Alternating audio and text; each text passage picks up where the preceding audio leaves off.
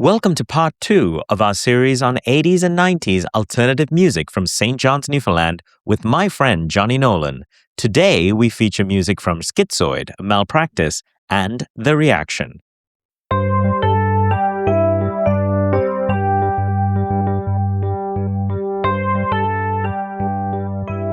Welcome to Tales Under the Cat Tree. I'm your host, Dupes, and these are tales by humans for humans. After all, words and stories are what give meaning to the worlds we live in. Hello, my name is Johnny Nolan. I live in St. John's, Newfoundland. I'm a old punk rock musician, been around since the mid-'80s. Welcome to the second episode of me blabbling on about local underground music. Fantastic. It's great to have you on again, Johnny. Where are you taking us this week? The last episode, I talked about the slime and dog meat barbecue, and now I'm going to talk more about sort of the bands that are a bit later in the 80s. A band called with the name Schizoid. They're just releasing an LP as we speak. It'll be out in May, and it's called Total Mayhem, and it's a collection of all their stuff from the 80s. So it's out on TP Records, and that should be great. The single has been released from that. It's a tune called Death Deliverer. That band was highly influential in the St. John's metal hardcore scene, and Chris Jarrett was the singer. We had Don Ellis, Bob Average, Phil Winters, and the late Rod Wells, who passed away a couple of years ago. But he was an incredible musician, one of the best drummers to ever come out of St. John's, for sure. Tell me a bit about the influences to Schizoid and also influence of Schizoid. The boys were influenced a lot by early thrash metal and hardcore. They kind of had a bit of a stick. They had songs like Possessed to Golf, and but they were a skateboard hardcore band. They actually moved to Toronto for a little while and did some gigs there. They were an influence on my first band, Malpractice. They started a little before us. They came out of the ashes of a band called Public Enemy. Not the Public Enemy that you're thinking, not the hip-hop group, but Public Enemy from St. John's, the hardcore group. Their single called Beer Thief, the Beer Thief EP, was, I think, after the Slime, the first vinyl to come out of the underground in St. John's. And they're going to come out with a new full-length record, which is a collection of their stuff from the 80s, yeah, called Total Mayhem, yeah. Is there anything new on the Total Mayhem? I'm not sure. I haven't, like, it's not out till May. All they've released is a single, which was on the Beer Thief EP, the single Death Deliverer. And I must say, it sounds great. And I think you should give it a spin. Fantastic. Well, hopefully everyone will give it a spin on Spotify and check it out. And of course, be able to check out the album when it comes out in May.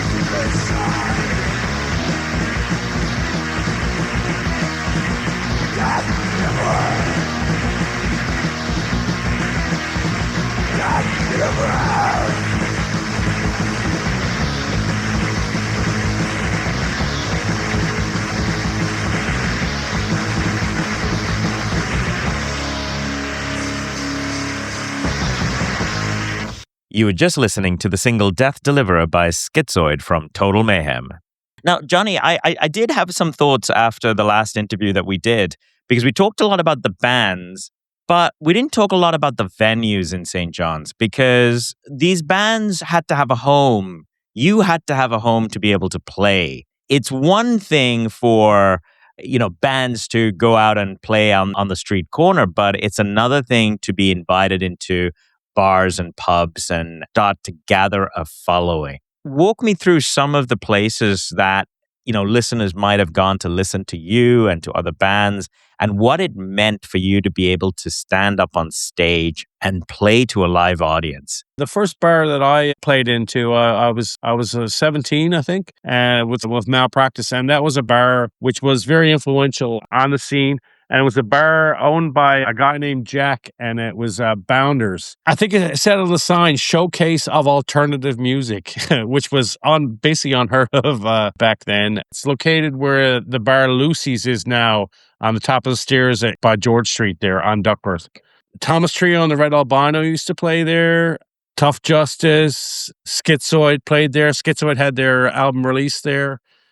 All kinds of bands used to play there. It ranged from reggae to punk. Dead Reckoning was another band that used to play there. Jack was a great guy. He basically let everybody have a bar tab because nobody had any money. So when the place kind of went under, and there was a lot of outstanding bar tabs at that bar, including my own. So instead of paying you, you basically had a bar tab. That was basically bar tab. Do it on the Nick. Yeah, it was a great place. A lot of people hung out there because my memory is a little bit fuzzy of the time, but I want to say it lasted about 4 years. Was that the only place that you could play in? Were there other bars that were opening up and saying, hey, actually, we do want to cater to this kind of music, that there is a following now in St. John's for this kind of music in the late 80s and early 90s? The Ship has always been a supporter of the Ship Inn. I'm sure you, Dupes, know the Ship. The Ship has been always a supporter of local underground music ever since I can remember. And I think it was originally Dirty Dicks. Even back then, it was a supporter of local music. I mean, now the bar is owned by Bill Haynes and Lindsay. They're bringing back the 80s feel to the bar, and there's live acts there every day of the week. We've played there over the years, and I love it. I love that bar. That's probably my favorite bar right now in St. John's, and it's been my favorite bar for a long time. I do recall going to see Dog Meat Barbecue play at the Ship back then. As the scene progressed and underground became less underground, right? As the 90s progressed, the grunge, alternative, punk, all of these things became a lot more mainstream. Yeah, that's right. Yeah. And you had bands playing all around St. John's in different places. Did you ever get to play in the Thompson Student Center, or were there any gigs that you remember in the university? Not that many. I never really played the university till around 2000. So, and that was with Hardliner. We played a couple of shows. We played a anti-sweatshop benefit at the Breezeway. The new Breezeway, by the way. It wouldn't have been the old Breezeway. But I know over the years, many bands have played there, especially the bands like the Thomas Trio and Dead Reckoning and bands like that. Yeah, I do remember having to do the posters, I think, for either Thomas Trio or Dead Reckoning, or at least Greg at the Copy Center had to do those posters at the CSU when I worked there. And this brings me to a conversation that I don't know when this episode will drop. We're recording this in the end of March, and it probably will drop in middle of April or end of April. But by then, a place that you and I both dearly love might actually be shut down. Yeah, and I'm disgusted by that. I'm totally disgusted. The student union now is talking about shutting down CHMR, if anybody doesn't know that. And the meeting is actually on April 1st, and I will be there showing my support for the station and my disgust at the decision. Well, and this is the unfortunate thing is by the time this episode drops, it may actually have already been a done deal. So let's instead talk about, and hopefully it won't be the case because you and I both owe a great deal to that radio station. And in fact, I wouldn't probably be doing this podcast if it hadn't been for CHMR, for what it's worth. But certainly, what was the role of CHMR in promoting alternative music in the 80s and 90s and 2000s and all the way up to today? What has the role of CHMR been? Its importance can't be underestimated. I mean, if you had a band and you wanted to record, there was a studio there you could record. If you could find a producer, the Malpractice demo was recorded there. Countless other bands recorded there. You could actually hear your song on the radio, which was incredible for a local musician. For a kid like myself, hearing something that I did on the radio and actually doing a show and playing my friends' music, bands that I loved, the local bands that I loved, was not only a privilege, it was amazing. It was life-changing, like you say. And I think this is something that I think is missing out. And I hope people will talk about this, between now and whenever this episode comes out, of course. There are very few places that you can reach any number of people at the same time, especially if you're a starting artist of any sort, whether it's a book or a piece of art that hangs on the wall, or certainly a piece of music. And CHMR was one of the few places, if any other place, that audio could be heard island-wide. Well, certainly not island-wide, but certainly city-wide. Yeah, I mean, once they became a cable service, you could get it island-wide, right?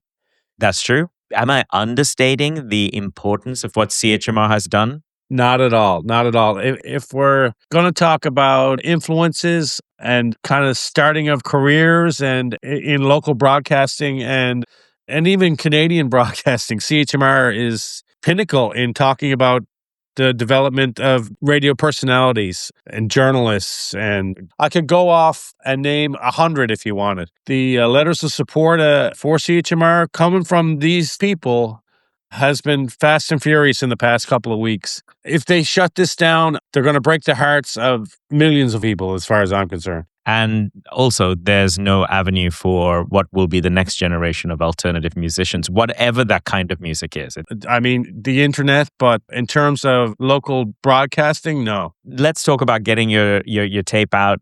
So in those days, of course, you wouldn't be recording on CD. You wouldn't have the money to. You'd probably be recording on cassette tape and getting it to the station or to a local radio station to play. What was that like as a musician, getting that gig done, settled, getting it recorded? The Malpractice demo was recorded by Pat Janes in July of '88. Was recorded on a reel-to-reel, and then we transferred it to a cassette and started passing the cassette around to our friends. The only time that's been officially released was about 3 years ago. We did 100 copies just to have it on an official tape. It was just passed friends to friends and played on the radio, which was also important. So maybe on this episode, we can have a song from Malpractice. Would you choose a song and tell me what that song is about? I'll lighten the mood a bit, and maybe you can play a song called $1.44 Day, which was a song about, there used to be a Woolco in our local mall, the Avalon Mall, and they used to have, I think it was on a Wednesday, was a $1.44 Day, where they'd have a bunch of specials for $1.44. And it kind of references things of the day, like the Cabbage Patch Kids, and references the bar at the mall and the craziness that went on. People used to scramble for things that were $1.44. Just recently, the bass player from Malpractice, Dean Hannon, messaged me and sent me a picture of the $1.44 kind of frenzy that was taken from the top of the escalator, and it looks like mayhem, to be honest. Right on. Yeah.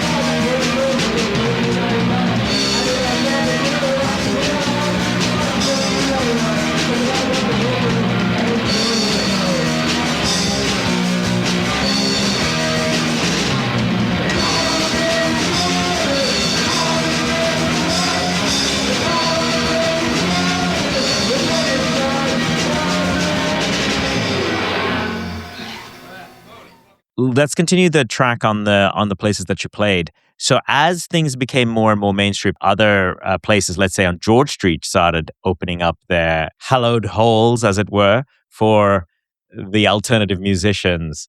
Did the popularity lead to a change in how people perceived the bands that were coming out of St. John's?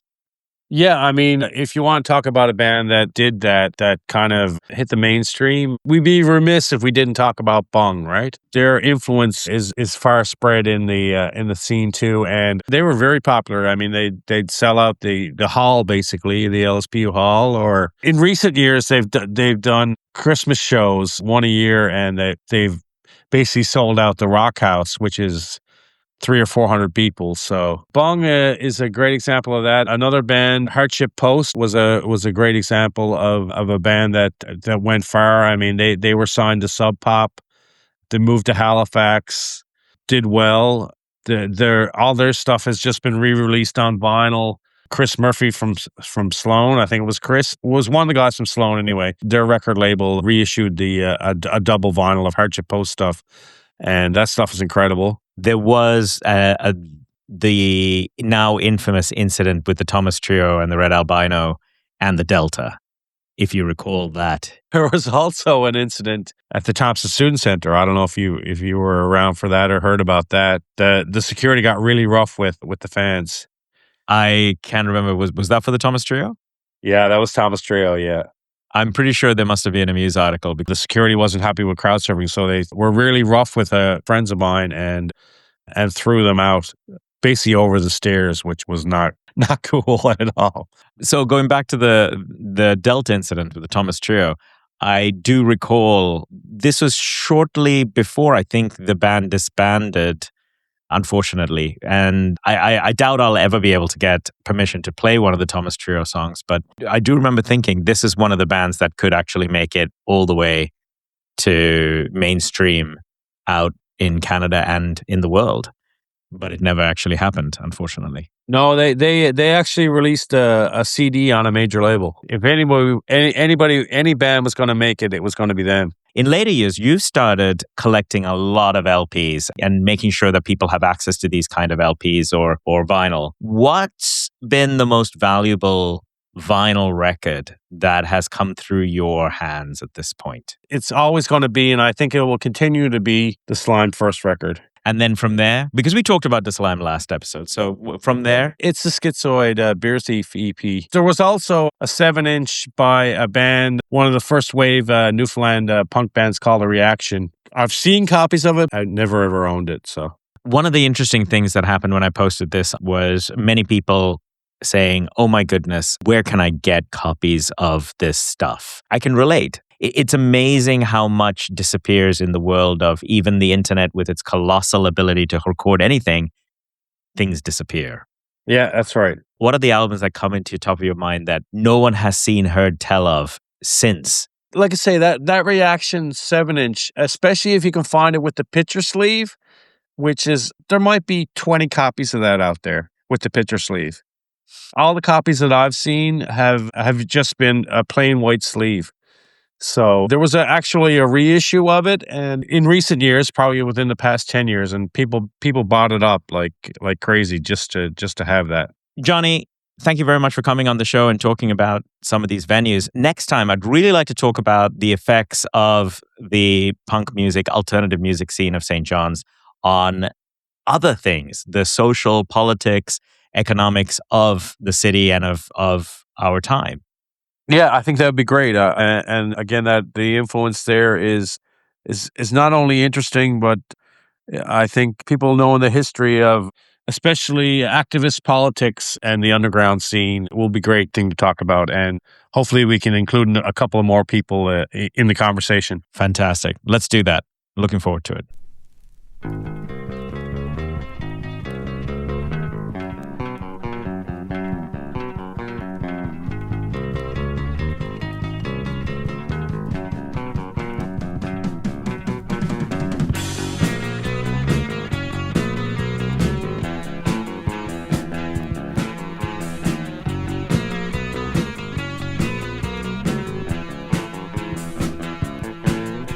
Standing by the rock, watching waves roll.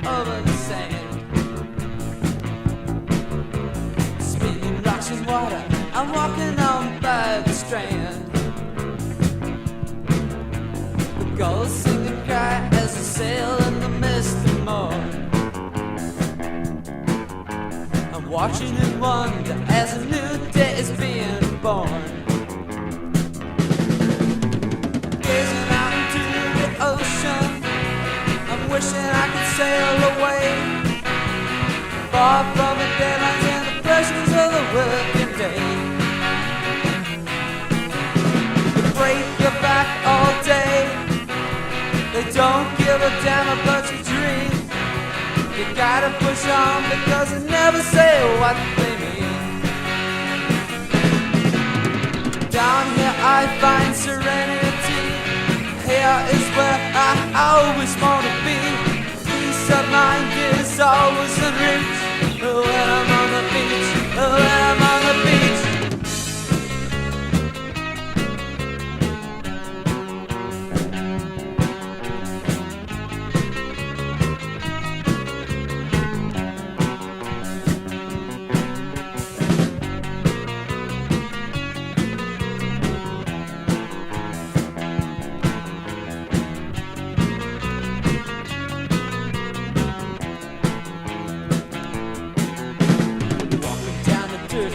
Listen to the wind in the trees.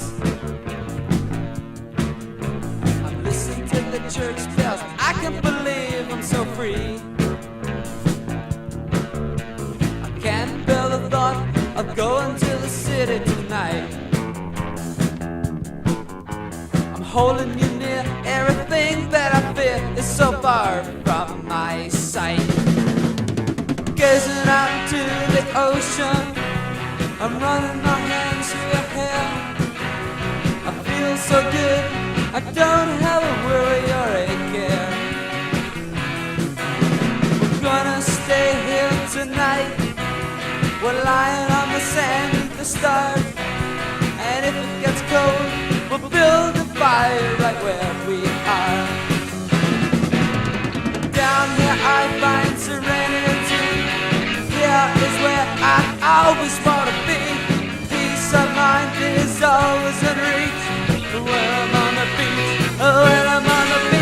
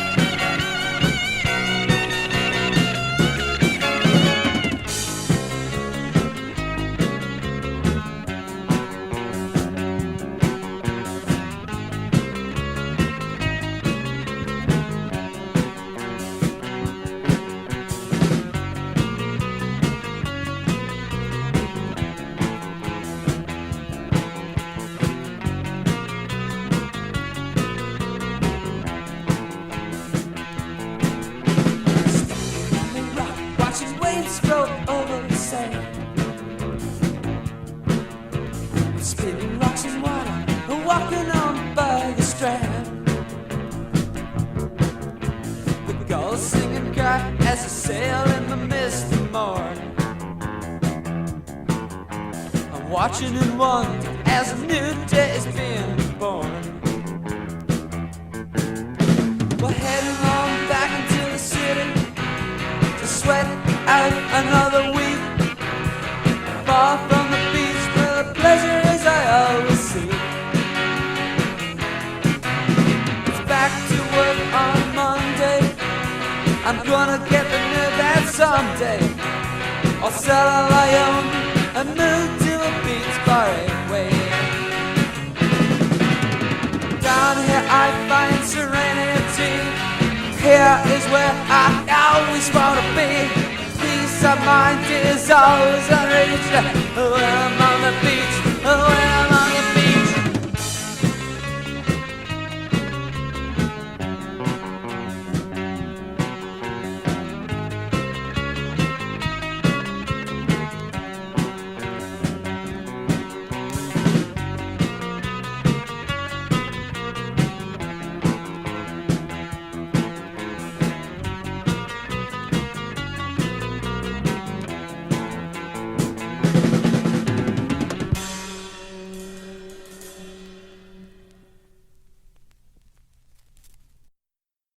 You just heard the band The Reaction with their song On the Beach. Here's an update on the situation with CHMR radio station being shut down by the Students' Union at Memorial University. On April the 1st, and this is not an April Fool's joke, the Students' Union voted to shut down CHMR. In a day and age where voices are being muzzled around the world and avenues of expression becoming more and more controlled, I am saddened that a place that brought artists and journalists to Canada and the world will no longer exist. I don't, however, think the battle is over. Please reach out on Facebook to the likes of Kathy Rowe and Rhea Rollman. If you disagree with CHMR being shut down, let your voice be heard. I am not in St. John's these days. Make sure, though, that you don't lose a valuable asset to the community. Once something like this is gone, you can never really recover it. Does radio need to change with the times? Of course it does. But don't throw the baby out with the bathwater. On that note, if it does come to pass that CHMR will pass into the ephemeral nature of radio waves, then I want to thank you and every single person that ever came through those doors, flicked those switches, and gave out the call sign on air. Thanks also this week to the many artists who gave permission for their music to be played on this show. I will have links on the show notes.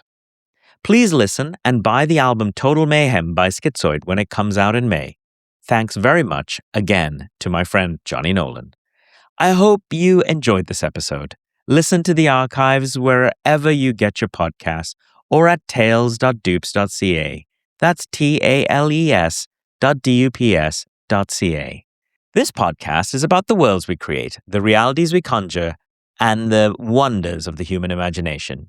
Do you have any comments about this or any other episode? Please get in touch at contact@dups.ca. This podcast, including its intro music, is produced, edited, and created by Dilip Vijayawardena.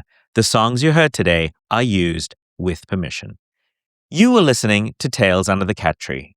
My name is Dupes, and I'm doing my sign-off as if I was on the top of the Thompson Student Center, at the heart of the campus at Memorial University. And I hope that CHMR 93.5 FM lives in your heart forever.